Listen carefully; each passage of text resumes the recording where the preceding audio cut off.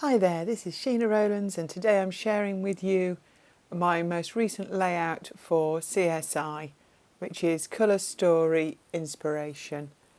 So I'm just showing you the image there that we're inspired by, and I'm gathering some supplies. So this is a 9x12 layout that I'm planning to do of my son many years ago now, asleep in bed. So I'm inspired by the colours that were used with the image. So I've dug out some neutrals and some blues, and I'm just having a little look of them. I've ran them through my Sizzix with some stitch star dies, and I think they could be spellbinders, but I'm not totally sure, and I've just put them to one side. So I want to add some mixed media to this background, so just using a large flat brush, I'm just going to gently paint a pale circle behind where this photo is going to go. So I'm just gauging how big it is, because how many times have we done mixed media, then we've promptly covered the whole thing up with a photograph. So I'm just showing that to it all the time just to make sure it's a good size. I'm just drying it off before I add a little bit more on top. It's a very old dryer, but it still works, so I still use it. So I'm just going to maybe make it a little bit bigger, a little bit darker before I carry on. So while you're watching this, I'll talk a little bit about CSI. It's a Facebook group. They also have an IG as well. And I think it's every week or twice a month, they do case files. And this is case file 372. So you get an image, then you get some evidence to use, a testimony, and a group of colours. And plus you can always use neutrals.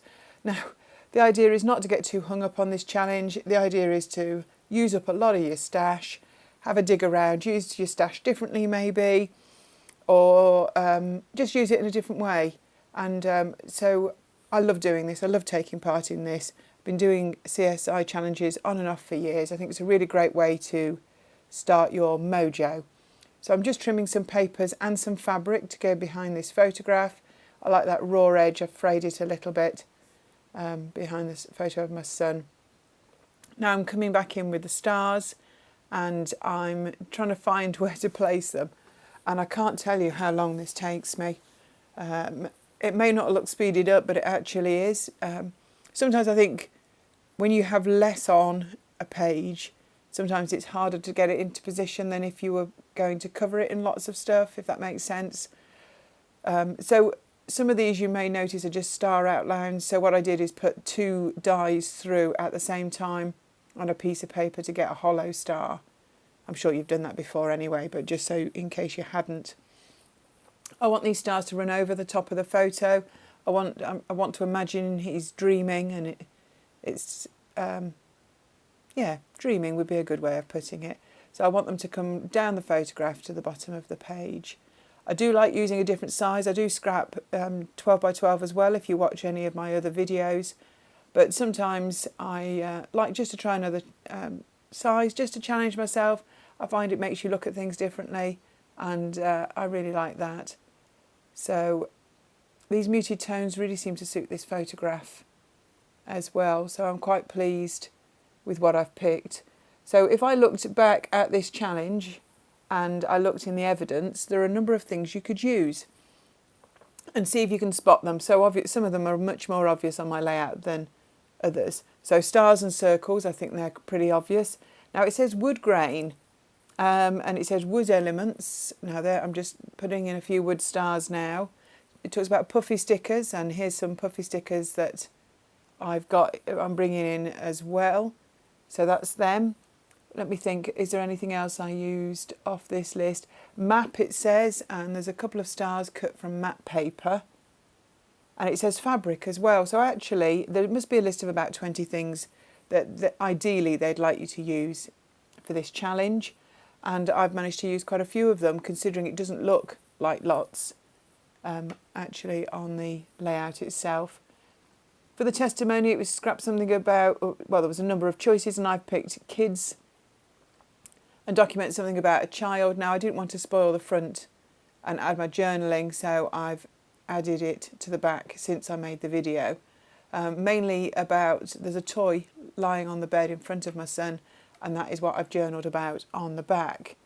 The toy does still exist, barely. You know what kids are like when they're little, and they have a favourite, and this one certainly was. So that's what I've journaled about on the back. These challenges certainly do make me scrap things maybe that I wouldn't normally scrap. It took me a while to remember I even had this photo. So these are some sentiments from Rosie's studio that I've brought in. Now the stars are all stuck down, I've added some dimension to them with some foam pads.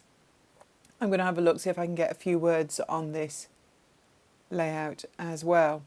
So because I'm not very good at committing to things, I'm actually cutting them off the clear background.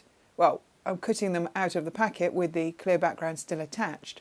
That means I can move them around, see whether I like them, and if not, I'll drop them back in the packaging. It's not a big deal. But I'm not very good. What was it about think twice, cut once? I mean, that was an old sewing phrase, and I'm a bit like that with sticking stuff down. So I'm just seeing, I'd like a third one because I'd like odd numbers are the best. So I'm just trying to find another one to pop on the opposite corner. These are really good. I think I got these from Hey Little Magpie. And I'm just wondering whether I should put 3 in a row, or I think it finally finds a home on the other side of the photograph. So really it's quite a sparse layout for me. Very muted colours, not many bits and pieces, but I really like the way that it's come together so far. I'm just going to add stick these words down finally, just overhanging the photograph like they are another layer.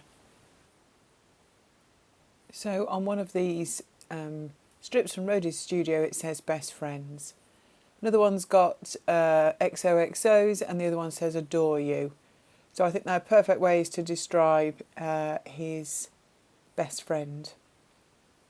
So I brought in the inks, the oxide inks that I had at the very beginning, and I'm going to just mix them with a little bit of water and add a few splatters over the top of the stars. I'll start off by using an old piece of packaging just to cover my photograph. I do this a lot actually, just use something. I keep a couple of pieces that are about the same size of a 6x4 photo just to cover them over, so that the majority of splatters don't go on the photo.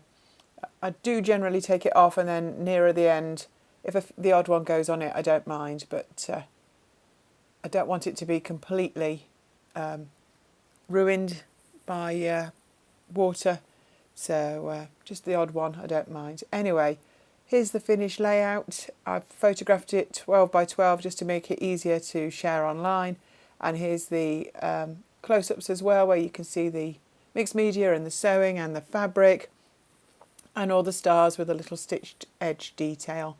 Thank you so much for watching. If you like the video, please give me a thumbs up and subscribe, and I hope to see you here on my channel again soon. Thanks for watching.